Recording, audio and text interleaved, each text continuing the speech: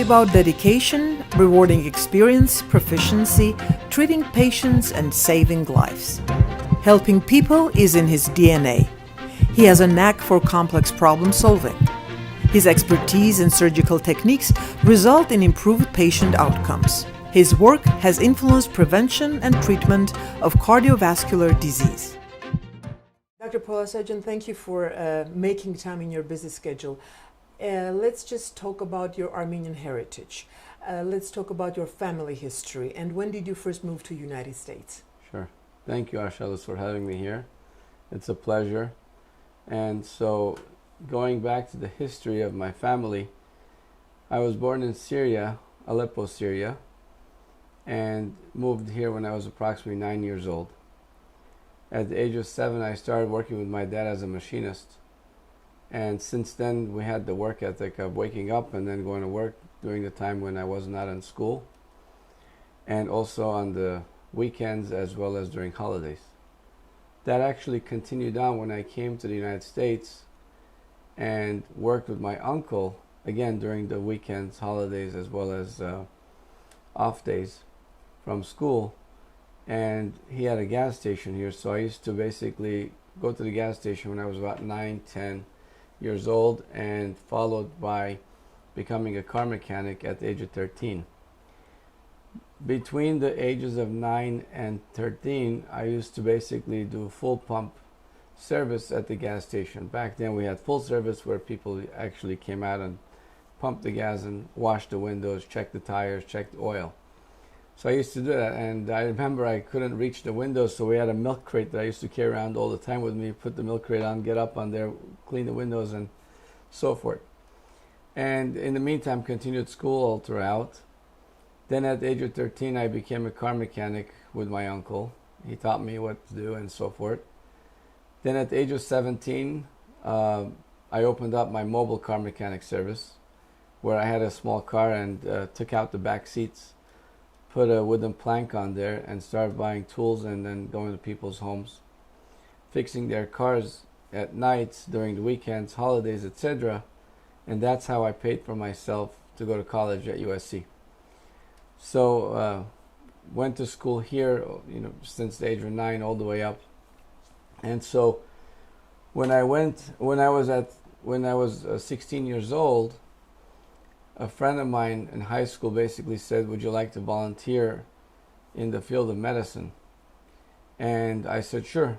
And I went to the hospital one day with them to the emergency room, and I saw this patient with an ascites.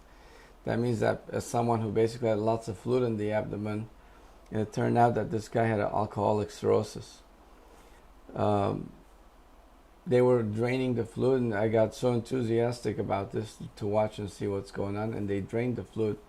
The belly was as big as maybe a 7 or 8 month pregnant woman, and within approximately an hour or so, it was much less, and I was excited and so forth. I said, okay, I'm going to be a doctor. So this is when you developed the passion for medicine. So then I asked my mom one day when I grew up, actually, and I said, did I ever want to be a doctor? Because no one in my family is a doctor. No one. And so my mom said, when you graduated from elementary, you basically mentioned that you want to be a dentist. When they say, okay, what do you want to be when you grow up? I had no idea. I had no recollection of it. So then, the passion for medicine started at the age of 16. But in the meantime, I continued to work and go to school, as a car mechanic in the field of gas station, etc. Then at one point, basically graduated from college, applied for schools and so forth. And at that point, the first time I applied to medical school, I couldn't get in. So then I said, I'm not going to waste a whole year. So I opened up a gas station. So we had no money to open up a gas station, but since the age of, let's say, 17 or 16, 17, my dad had given me a credit card just for an emergency purpose, and he was a co-signer on it. I was enthused about the fact that how is it possible that you can have money on a simple plastic card? So I didn't abuse it. I basically used it when I needed it and so forth. My dad was a machinist back in the days, and my mom was a seamstress. My dad had two jobs, growing up. My mom was working two jobs as well. I have a brother and a sister as well. So we didn't come from a rich family and so forth, day-to-day working family. So they always said know the value of the dollar because one day you have it, one day you don't, which is true. So one day I called the credit card company and I said, could you please increase the credit line on this? And back then it wasn't as it is now. It was so much easier. They gave me extra credit on my credit card. So then with time, as I became 18, 19, 20, etc., I had my own credit cards. And not that I used it, but I just felt it was good to have the money just as a backup. Turned out that when I was 21 or 22, when basically we needed the money to open a gas station, when I said to my dad, let's open a gas station, I don't want to waste this whole year. My dad said, we don't have the money to buy a gas station, we can't afford it. I said, listen, I'll pull it on my credit cards and then I'll just work hard and pay it as a cash advance back then. So after many discussions and so forth, I looked up and saw how much I had. I had $170,000 of cash advances on my cards that I had collected over 4 or 5 years. Just, it became like a hobby at one point. Like, okay, call, get some more credit. Call and get some more credit. But I never abused it. I just used it. So at one point it became very useful. So I pulled the money on the credit cards. Of course, the interest rate was high. Trusted myself that I could do it. My dad quit his job. My mom quit her job. It became a family business where we basically worked from 6 a.m. to almost 11 p.m. every single day, 7 days a week almost, in order to basically make a living and pay off the credit card debt, as well as, of course, to make a living. So that worked out really well. So hard work paid off. The hard work definitely paid off. Paid all the credit card back in about a year and a half or so. But I continued to be applying to med school and so forth. And I figured, okay, I'll just go a different route, maybe, if it's possible. I applied to a master's program. Got into a master's program at Barry University in Florida. And went to Florida, and at that point gave the business to my dad. He continued to run it for about maybe another 3 or 4 years. It's a lot of work. It's not a simple job. Dealing with customer care, being punctual, being available. 24/7. 24/7. Basically, someone's car is very similar to someone's life. Without a car, you can't go anywhere, especially in California. You got to make sure that the car is reliable. So is the body is reliable as a medicine, physician. So at one point, basically, it was just natural for me to wake up early and go to work. Wake up early and go to work. And I had learned that from my parents in the past also. My dad was also working long hours even when I was a kid. So at one point, basically, I gave the business to them. I said, I'm going to go to med school. My dad said, go. This is not the field that you want to be in. This is not for you. That's not your future. Just go. So it's interesting because I still remember. So I left to go to med school. But my mind was always there. And finally, 3, 4 years after, my dad said, I'm going to give up, sell. So he sold the gas station. I continued med school. And then graduated med school, went to New York to St. Luke's Roosevelt for internship and residency in medicine. From there, I basically graduated and went to University of Connecticut for cardiology. Then from there, I came to Cedars-Sinai for electrophysiology. I got accepted at Harvard, but I didn't go to Harvard because I wanted to come back. So. But you made your dad proud. I made everyone proud. I made myself proud and came back. Then I opened up a solo practice here in Northridge, California. 0 patients, none. No patients, no help, nobody, nothing. And thank God, right now I'm busy. Your patients have high regard for you, and you must be doing something right, because every one of them that I've interviewed, and I think I've interviewed 3 of them for now, unbelievable. They all say the same thing about you. So what's different? I don't know. I care. If someone needs help, I go above and beyond to make sure they get the help. I think that's what's different. And I'm very straightforward, honest.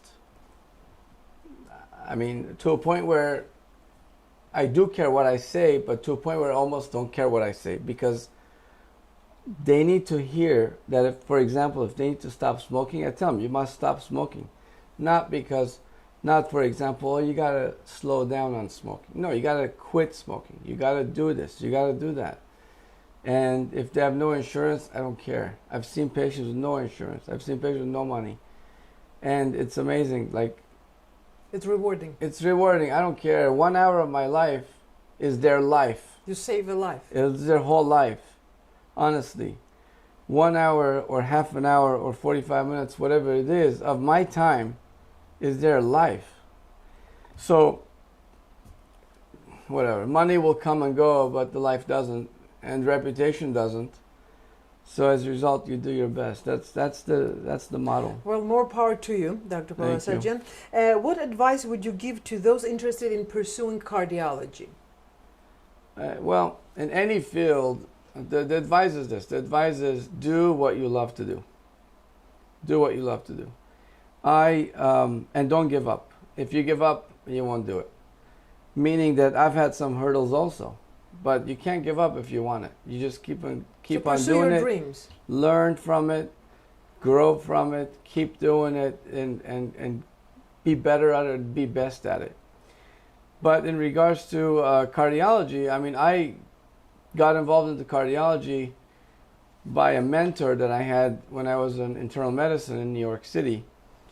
And one day we were sitting like this at the rounds and so forth, and one of our mentors basically was extremely curious in regards to our backgrounds. Took about 10-15 minutes and asked, what's your background, etc. I told him I was a car mechanic, I did this in my past, I did that. 2 weeks after, this guy calls me in the middle of the night, like maybe around, I don't know, 9 p.m. at night or so on a Friday, 9 p.m. He says to me, what are you doing? I said, nothing, I'm just sitting here reading. He said, do you want to come to the dog lab? I'm doing a research on a dog study and so forth, and cardiology, electrophysiology study. I said, sure. I dropped everything and ran to the hospital. And we were working, or he was working on a project where basically they fibrillated the dog and brought him back. And they were looking at the action potentials and so forth of this electrophysiological, mechanism of what to do and what medications to use, etc. And that's when I said, I'm going to be an electrophysiologist. And it didn't change my mind again. So, life is interesting. You meet someone, they may have something that triggers something, and it may change your life. So everything happens for a reason. Yeah. And Dr. Polosajian, when does your day start? 6 a.m. Good morning, doctor. It is 6 a.m. and he's set for the day right on time. Procedures are scheduled daily and you're not nervous. It's commendable. This is normal for me. Every morning at 6 a.m. we start with a leg case with an angiogram. If the angiogram is positive in regards to if the leg has an occlusion, we end up doing an atherectomy or balloon angioplasty or possibly a stent, and the patient usually takes about an hour for the procedure. Following that, the patient stays another hour and then gets to go home. You're so calm, and you basically make a difference in everybody's life, helping patients. What is the feeling that you go through every day? I don't know, it's usual. This is what I do for a living. It's day in, day out, and it's fairly busy. My day starts here in the morning, then I run to the hospital for rounds. Following that, I come to my office in order to see patients. Then I may go back for another procedure at lunch or maybe a round again. Then back to patients in my office, and possibly around again, then go home. Every day is a new day, and you go through the same routine. Are you ready for something unexpected? We're ready. You have to be ready. In this field of cardiology and interventional cardiology, as well as electrophysiology, you have to be ready. And our nurses are trained, we're trained, I'm trained, and I've been doing it for almost 16 years, 17 years. So it becomes a routine. It's like driving a car after a while. Saving lives and giving them second chances. It's unbelievable. It's very rewarding, especially when someone has, for example, a complete heart block, and if they're dying. And just a few days ago, I had to run to the hospital in order to basically put a temporary wire directly from the IJ, which is internal jugular vein, into the heart in order to increase the heart rate, because the heart rate was approximately 20 beats a minute and the patient was diaphoretic, about to die. And suddenly we brought him back, and that evening we ended up implanting a permanent pacemaker, and the patient went home the next day. Done. Within about 20 minutes of procedure for the permanent pacemaker, maybe about 15 minutes for the emergency temporary wire placement in the ER. We did it. It was great. And what are the challenges that you go through on a daily basis? Scheduling is an issue at times because the hospitals are busy, we're busy, other physicians are busy, and sometimes unexpected cases occur, such as emergency cases from the ER. And then your whole day, the schedule changes, and that's a big challenge. Patients wait for me in the hospital versus in the office, and it becomes challenging, and the pressure increases. And one more thing, the procedure is completed and the outcome is what you've expected. What is the next step? Briefing the family? Yeah, briefing as in you basically tell them what happened, you give them a call if they're not here. Especially with COVID, nobody was allowed to come to the hospital, so we had to give them a call, sometimes face-to-face, FaceTime. And in the meantime, we also basically see the patient immediately, tell them how they are. A lot of times the patients are awake. They're half asleep. They're sedated. They're not it's not a general anesthesia. So it's a fairly quick procedure, 20 minutes, 25, 30 minutes sometimes longer. But a lot of times it's just a quick procedure, and you brief the patient's family, you let them know what's going on, then you follow up in the office. A quick procedure that brings a smile to their faces, and they live happily and they live longer. Sure, of course. What are some common misconceptions about cardiology? Well, Arshalus, some people think that implanting a pacemaker requires open heart surgery. It doesn't. It's generally a 20-minute, maybe 30-minute procedure. It's done as an outpatient, whether in the hospital or we do it in the surgery center. I do a lot of them in my surgery center. And the patient comes in, we basically prep the skin, we place an IV line in the left arm, we inject a little contrast, we make a little incision, and we implant the wires into the heart as well as the pacemaker under the skin. We connect it to each other, and the procedure is done, and the patient goes home within an hour, or maybe an hour and a half, once they recover. So the misconception that is, oh my God, it's an open heart surgery, I don't want this, there's a rejection of the pacemaker. First of all, there's no rejection of the pacemaker. I've never seen one. It's titanium based, there's plastic on it, and the body doesn't reject it, has never rejected it, that I've known of. And the patient feels better immediately. If the heart rate, for example, is approximately 30 or 40 beats a minute, it immediately goes up to 60 or 70 beats as you program it. And it's programmable. A lot of misconception also occurs lately in the fact that, if the patient needs an ablation, that again, they think it's a very complicated procedure and that the risks are very high and they don't want to do it. It's incorrect, because nowadays with the tools we have, with the 3D electro-anatomical mapping we have, as well as the imaging that we have, the procedure time has decreased tremendously, and the outcome has increased with a greater outcome, better outcome tremendously as well. So the benefits have outweighed much, much more than in the past. And this is just a day in the life of Dr. Leo Polosajian. Thank you. This is a pacemaker implant procedure. Patients who require pacemakers are those who are symptomatic with bradycardia, dizziness, lightheadedness, fatigue, syncope, or even heart block. Patients who have symptomatic bradycardia feel fatigued and lightheaded for the majority of the time. If they have a heart block, of course, this could be fatal as well. Today, Dr. Polosajian is going to implant a pacemaker in an individual who basically has had a history of symptomatic bradycardia to a point where whenever she has been walking, she has been feeling extremely tired and is not able to perform her daily activities.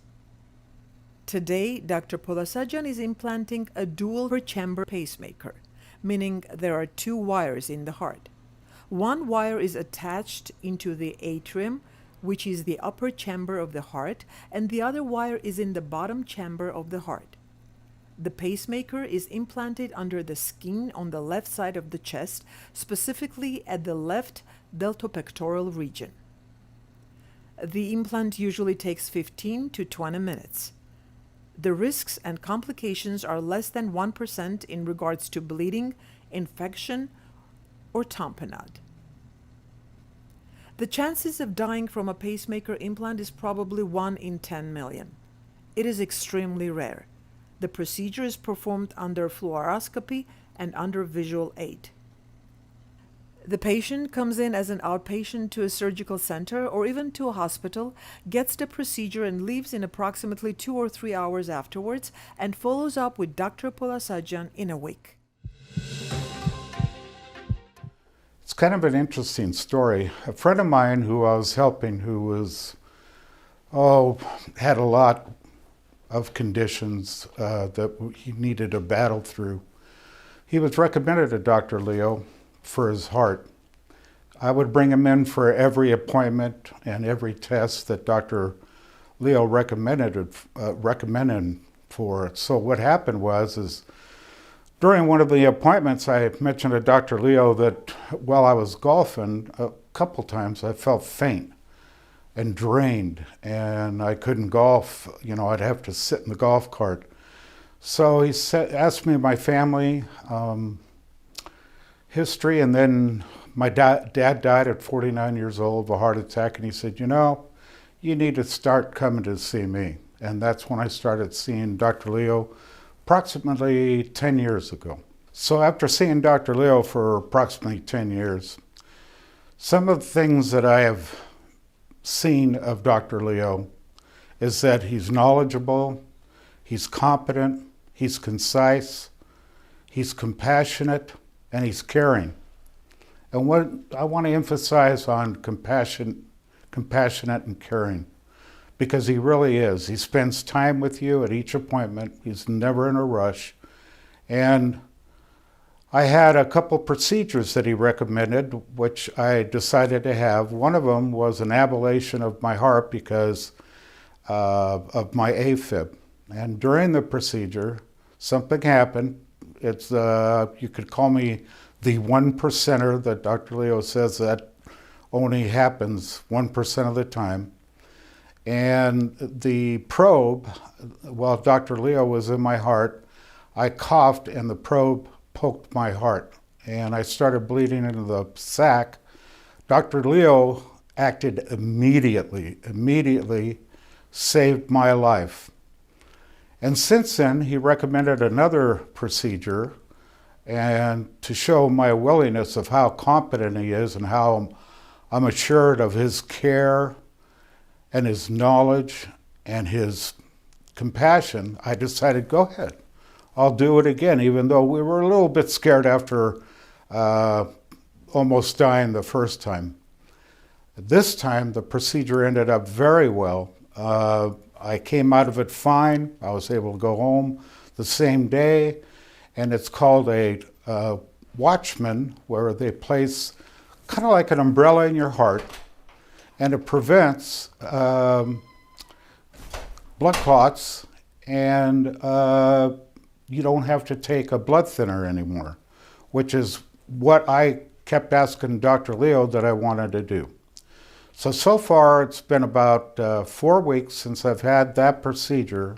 I'm doing fine. Dr. Leo, one thing I want to mention about Dr. Leo, he's always available. From my time when I was a kid, doctors used to come to your house. You didn't have to go to their office all the time. They used to come to your house. There was no go to emergency, dial 911. There was no 911. Dr. Leo is like an old-fashioned doctor. Anytime I need him, he's there for me. Any time of the day, any day, wherever he is. So the only thing I can say about Dr. Leo is, for me, and hopefully for you, he is an amazing doctor that I would recommend to anybody in my family or friends. There's one more interesting fact about Dr. Polosajian. After the procedure, and he basically brought me back to life, I was in intensive care unit for 4 days. The second night, I could barely breathe, and I didn't think I was going to make it out of the hospital. At 2:30 in the morning, I texted Dr. Leo and said, "Am I going to make it out of here alive?" And he texted me back, "Yes, yes, yes." I learned a lot from him. He was an inspiration for all of us. And what's very special about him is that he's always on time. Dr. Polosajian and his team are doing an angiogram of the lower extremity. The patient has had a knee replacement. They're looking to see if there's a blockage. This patient needs to see a pain specialist or neurologist. The patient can go home in 45 minutes or an hour. Elizik is our nurse in the OR. Abel I've known for about 15 years.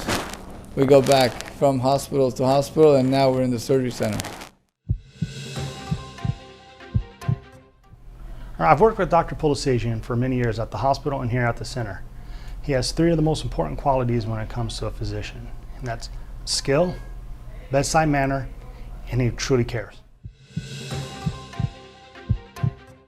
Ես Թորոս Հարությունյանն եմ, ամիսներ առաջ լսեցի դոկտոր Պոլոսաջյանի համար։ Ու ժամադրություն վերցրի հանդիպման։ Հանդիպեցինք ստուգումների արդյունքում գտան, որ իմ մոտ երակներ են փակ ոտքերիս վրա եւ հետո սրտիս երակները, որի արդյունքում դոկտոր Պոլոսաջյանը կատարեց այդ վիրահատությունները։ Համարյա արդեն 15 օր է, որ ես ինձ շատ լավ եմ զգում, կարելի ասել, որ երկրորդ կյանք եմ ապրում, որի համար շատ շնորհակալ եմ դոկտորից։ My name is Felicia Ritz, and I am a patient of Dr. Leo's. I actually came to meet Dr. Leo through, family, friends. But I actually traveled from out of state. I actually live in Georgia. And I had a situation come up a few months ago, literally probably 2 to 3 months ago. Irregular, results on an EKG with an annual physical. And my internist recommended me to a cardiologist in Georgia. Wasn't really handling it as quickly as I would have liked. There was a sense of urgency that was given to me initially with this doctor, but yet he was sort of taking a little bit too long to sort of get to the root cause of what was going on with me. And just by chance, it worked out that I could meet with Dr. Leo, so I did. I got on a plane and I came to Los Angeles. And it really changed, I will have to say, it changed the course of my treatment. And I think it changed the course of my life, really. Within a few months, I can tell you that I have been outfitted with a defibrillator, which, it's pretty life-changing. I don't at all think I anticipated that. But I guess apparently I was much weaker. My heart was weaker than I had any idea. And I think it's important to listen to doctors when they stress something to you. I had no symptoms. I don't have any underlying like high cholesterol, high blood pressure, nothing. Felt fine. And yet, ironically, my heart was very, very weak. Pumping at about 25% of its capacity, which is pretty unusual to have that and not have any symptoms.